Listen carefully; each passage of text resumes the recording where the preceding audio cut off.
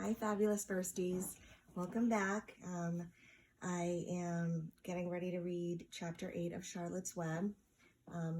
If you recall, in the last chapter, Wilbur got some bad news from one of the sheep about what's going to happen in the winter, but Charlotte, his new spider friend, promised that she would save him somehow. So chapter 8 is our next chapter. It's called A Talk at Home. And this one is about, mostly about Fern.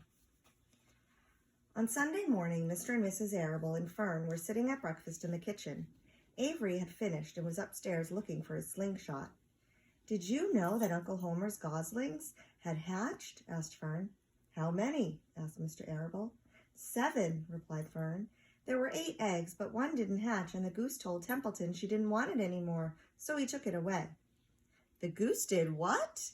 asked Mrs. Arable, gazing at her daughter with a worried look. "Told Templeton she didn't want the egg anymore," repeated Fern. "Who is Templeton?" asked Mrs. Arable. "He's the rat. None of us like him much." "Who's us?" asked Mr. Arable.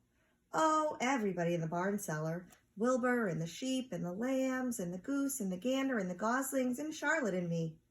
"Charlotte? Who's Charlotte?" asked Mrs. Arable.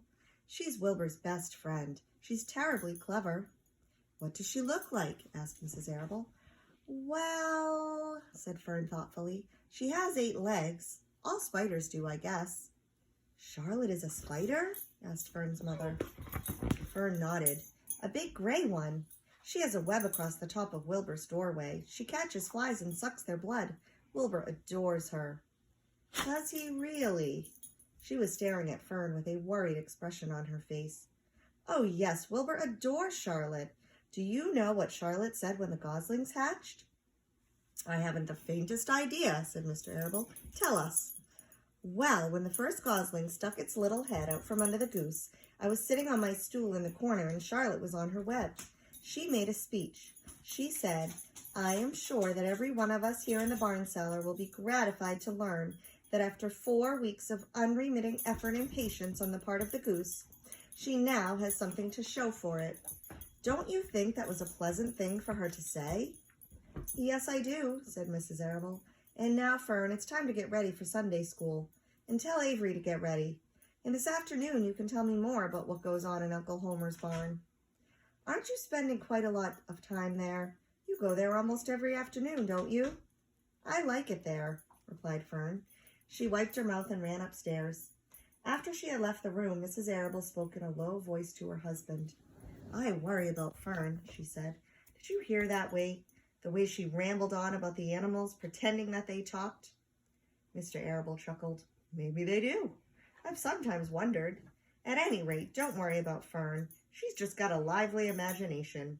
Kids think they hear all sorts of things."